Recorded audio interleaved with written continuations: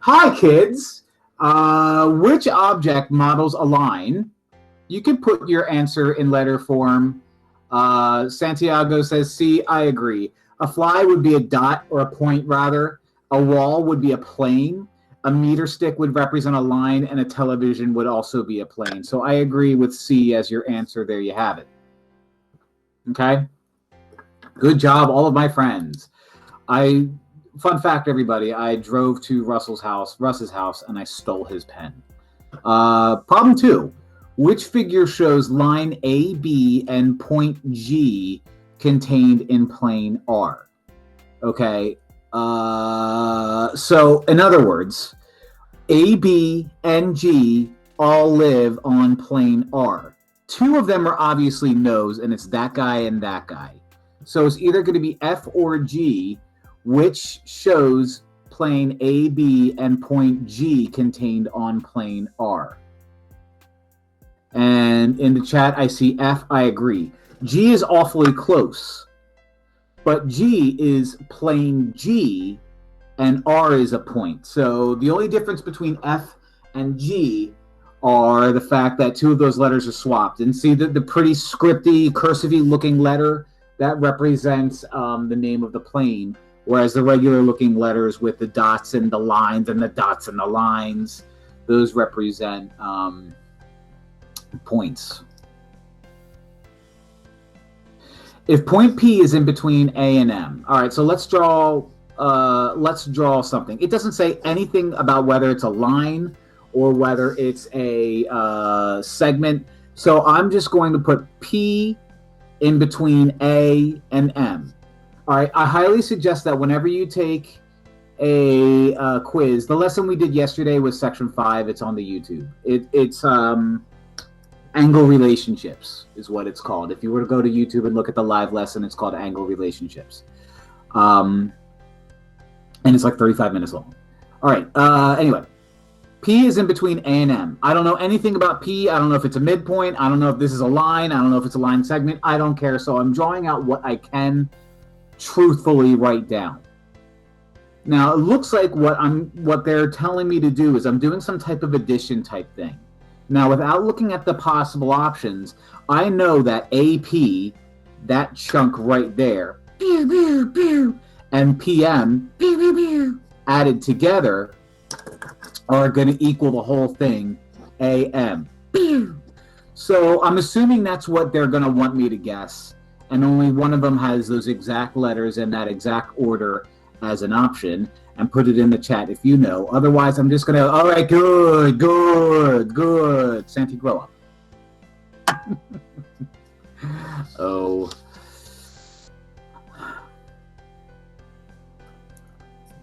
Vocab. And it looks like it's some vocab that we haven't really used a whole lot. I'm not the king of vocabulary because words is hard and stuff. So when segments have the same measure, they are said to be what? Pretty easy, actually. And I know I've used the, we've used only 2 of those words in class. These 2 words come from the very last section of the chapter. Keon says H. I agree. Congruent means exactly the same in measure. Okay. So far, so good. Any questions so far? So far, so good. Any questions so far? Okay. Ooh, finally, a fun problem. Now, I don't have my calculator, and I don't even need one. What am I going to use for problem 5? Either type it out or unmute yourself and tell me. All I need is 2 words. Close, Russ. Very close. The second word is correct.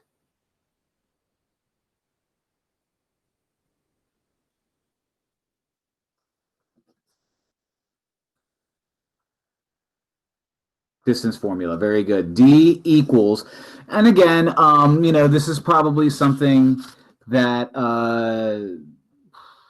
you could easily type in Google and just say distance formula. So if you're like, oh no, I don't remember what it is. About maybe 5 minutes before class is over, I'm going to review how we were able to access our book. You know, while we're doing this distance learning, I have no problem whatsoever if while you're taking a quiz or a test, if you were to go and look at your book for help or watch a video for help, that's not a problem for me. That's not a problem because the whole point of taking a test is demonstrating what you know. And so if you don't know something, find out how to do it. The distance formula is x sub 2 minus x sub 1 squared plus y sub 2 minus y sub 1 squared. It comes directly from Pythagorean theorem. So if you're super lost, and if you're like, oh, I really don't know what I have to do, then draw yourself a coordinate plane, put a dot here, put a dot there, and make a Pythagorean theorem type problem, count things over, and that's fine. I mean, I think, yeah, I mean, I have coordinate planes on that paper right there, so I could do that if I wanted to, but that's 8th grade stuff. We're in geometry. I want to do the distance formula because it's more advanced. So what I'm going to do is I'm just going to rewrite my points over here just so I can label them nice and large and you can see. I don't care about the letters. I'm going to call negative 3x sub 1, 5y sub 1. I'm going to call 4x sub 2 and 2y sub 2. So far, so good. I'm going to rewrite my distance formula. I'm going to plug in what I can. X sub 2 is 4. Minus is minus. X sub 1 is negative 3. So there's a double negative there. The most common mistake that people will make with these types of problems is just screwing up the negatives. Be very, very, very careful with those negatives. Y sub 2 is 2. Minus is minus. Y sub 1 is 5.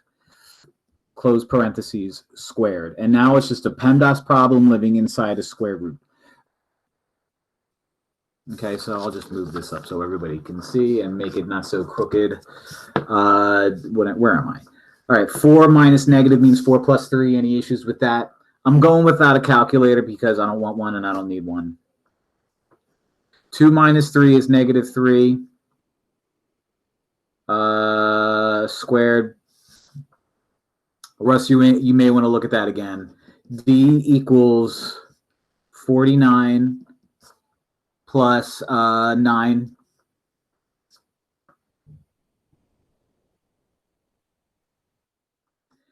D equals the square root of 58. And so without a calculator, I know that this is not going to be a pretty answer, okay? And it looks like they don't want you to use the whole let's make a factor tree type thing that we're so used to doing. So we're going to use common sense. And common sense is taking the fact that the square root of 58 lives in between the square root of 64 and the square root of 49. Okay? So I don't know what the square root of 58 is. I do know that the square root of 49 is 7 and the square root of 64 is 8. And 58 is pretty much in the middle, but a little bit closer to that. A little bit closer to that. So I'm going to get like 7.6 or 7.7 or something along those lines. So I'm going to put 7.6-ish, 7.7-ish. And looking at my options, it looks like B is the only one that seems to work. Well, Mr. Parrots, that was so cool. Who said that? Thank you. Oh, Santiago said it ahead of time. Thank you, Santiago. For those of you on the internet and those of you who are not paying attention to the chat, Santiago said that I am so cool. Where did I get 64 from? What I did is my answer was the square root of 58. I don't know what the square root of 58 is, but I do know what the square root of 54 is. It's 8. And I do know what the square root of 49 is. It's 7. And so the square root of 58 has to be in between 7 and 8. Okay, so I'm just using kind of common sense and saying it's going to be 7 point something, and there's only one option that's 7 point something, and it's B. Está B en español. Está B en español.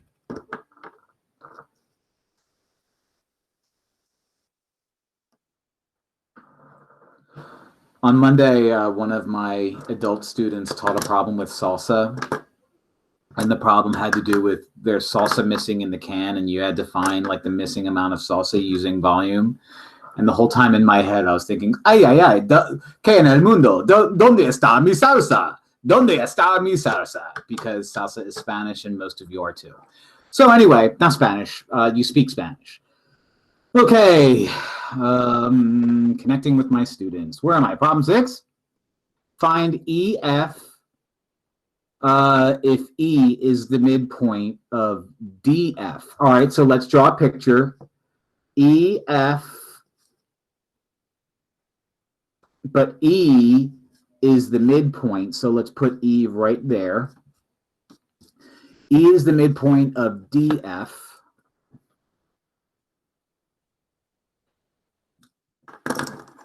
DE is 15 minus 3x.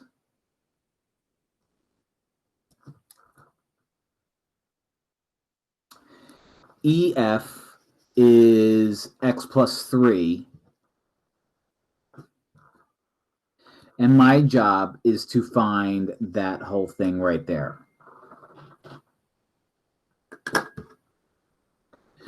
So I know that these guys are equal to each other because E is the midpoint. And if E is the midpoint, it splits it up into 2 equal lines.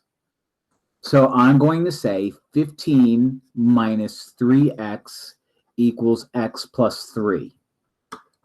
And now it's just a matter of solving an equation where you have variables on both sides of the equal sign. I like getting rid of the negative variable first, so I'm going to add 3x. I'm going to add 3x, cross u out. 15 is equal to 4x plus 3.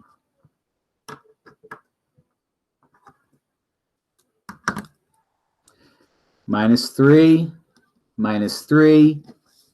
12 equals 4x.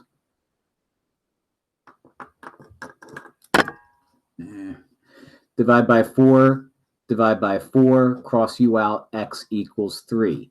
Was I supposed to find x? No. So there's trick number 1. I was supposed to find the measure of EF. Okay. What was EF? EF is x plus 3. Santi already put it in the chat. If EF is x plus 3 and x is 3, then EF is 3 plus 3, which is 6.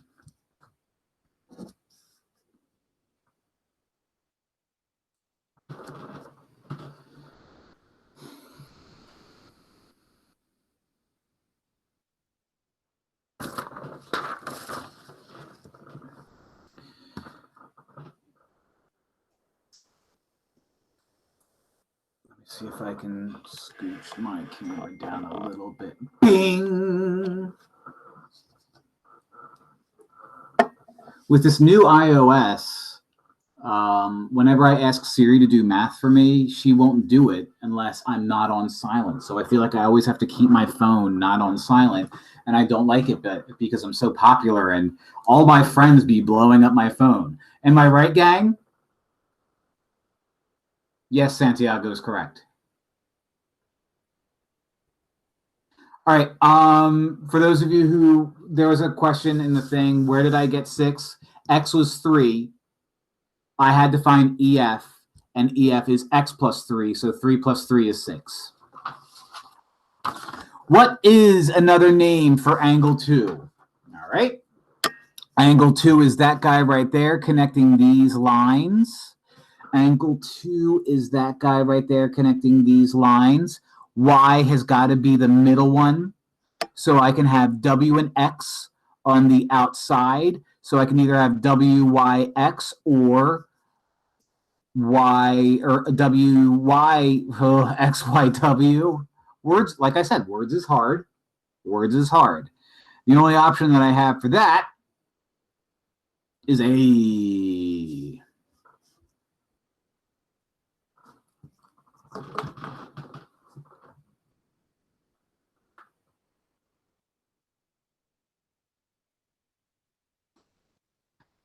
Eight is saying which angles form a linear pair. A linear pair, I said. And remember, linear means straight line.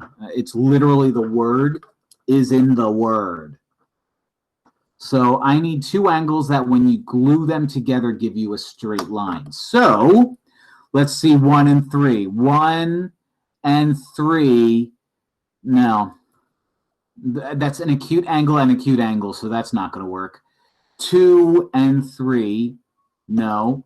That's an acute angle and acute angle. That's not going to work. Also, 2 and 3 are vertical. A phrase that we haven't gone over is 1 and 3. Those are considered corresponding angles. That's something you were supposed to learn in chapter or in 7th grade, and I'm sure you all did. Right, guys? 2 and 5. Let's take a look at 2 and 5. 2 and... when I add 2 and 5 together, those two angles create that line right there. So it's 2 and 5.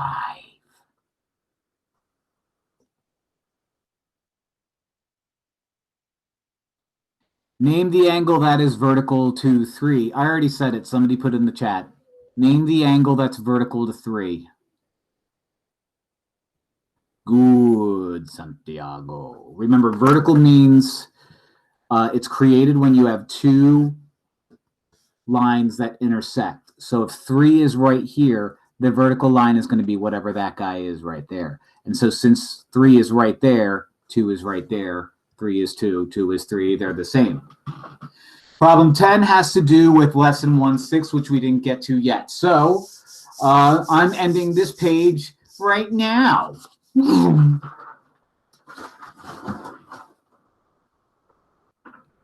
right, let's do some more. 11 is 1-1, so we can do 11. Name the intersection of AE and CG. So AE is this line. CG is that line.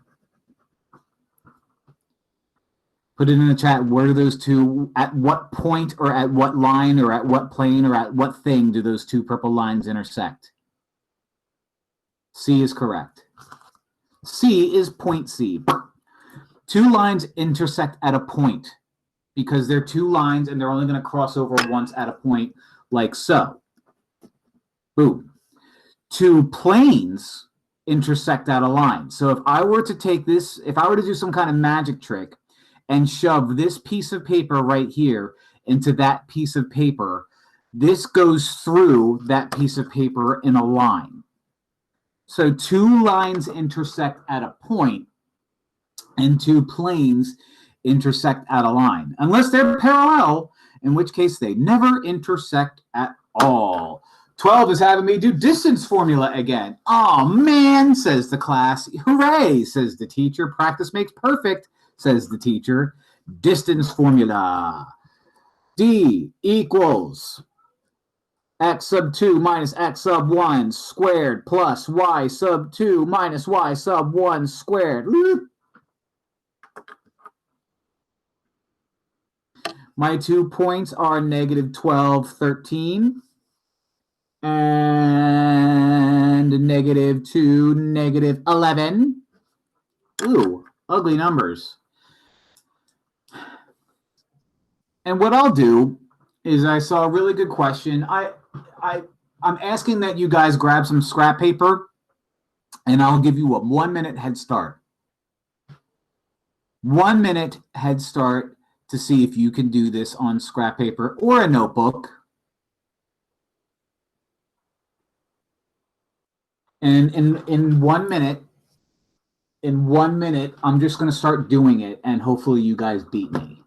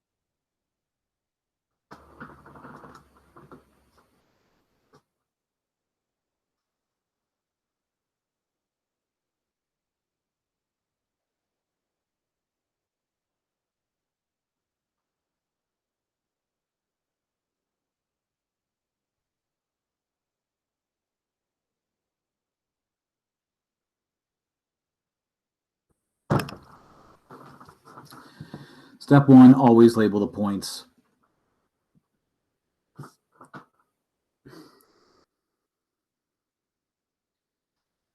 Step 2, plug and chug. X sub 2 is -2 plus, minus, sorry, just kidding, minus y, x sub 1, which is -12. So I'm going to have a double negative there. Plus y sub 2 is -11 minus y sub 1 is regular old 13 squared.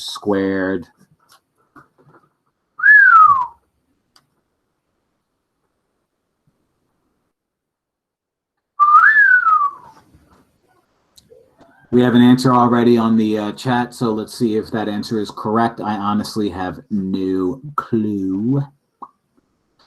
-12 double -2 double -12 means -2 plus 12, which is 10 squared, plus -11 minus 13 is -24 squared.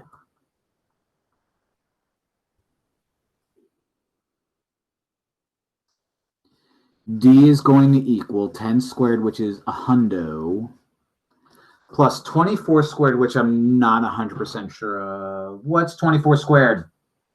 576. The second power is 576. Oh, you beat Siri. D is going to equal 6 square root of 676. And I'm assuming that you guys already did that, and I already have someone saying they agree with Lily.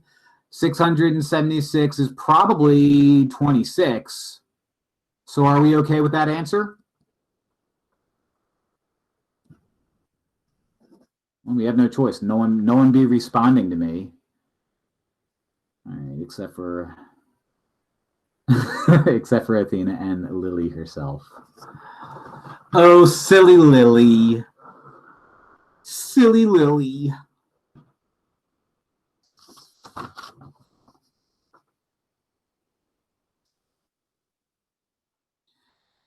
All right, find the coordinates of B if A has coordinates 3, 5, and Y is the midpoint of AB. Okay. Let's draw a picture out. I have Y is the midpoint.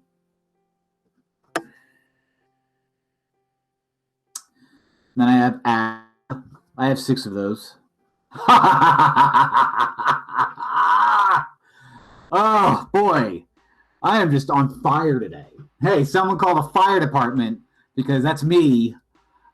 What am I doing? All right, so Y is the midpoint. Y is the midpoint. Y is the midpoint. Y is the midpoint. Y is the midpoint. So the midpoint formula says this. M equals x sub 1 plus x sub 2 over 2, comma, y sub 1 plus y sub 2 over 2, comma. And here's where it gets interesting. It gives me 2 points, but instead of saying find the midpoint, it says you have the midpoint, and it's -2, 3. A is 3, 5. So I'm going to replace this formula with what I know. The midpoint is -2, 3. I'm going to call this guy x sub 1, y sub 1, and fill in the fact that x sub 1 is 3 and x sub 2 is, I don't know, and I divide all that by 2. Y sub 1 is 5, y sub 2 is, I don't know, and I'm going to divide all that by 2. So I have 2 pieces of information. All this x stuff is going to equal that x stuff, and all that y stuff is going to equal all that y stuff. So we've done this once in class, and so we're doing it a second time for the second time ever. If I know that all that x information is going to equal that x value, why don't I just quick set those equal to each other? So -2 is the same as 3 plus x sub 2 over 2.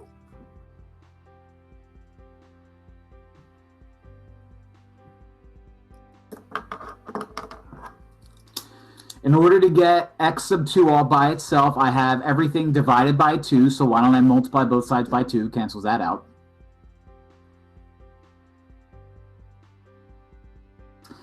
I have negative 4 equals 3 plus x sub 2.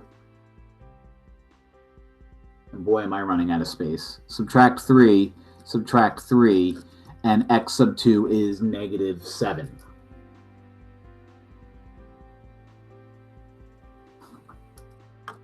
Okay? So, again, because this is very tricky, I'm not going to lie, this isn't an obvious type of problem. This is a very tricky problem. I'm given the midpoint, so I say the midpoint equals the midpoint formula, and let's plug in those two numbers. And so I took all the x information and I set it equal to 2, negative 2. Now I'm going to take all the y information and set it equal to 3. 3 equals 5 plus y sub 2 over 2.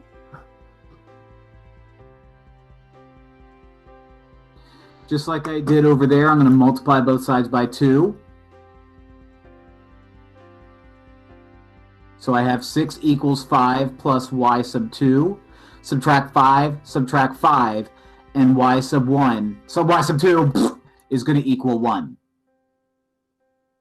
So if x sub 2 is negative 7 and y sub 2 is 1, then the point that I care about is negative 7, 1, which is way down here and you can't see it. Negative 7, 1.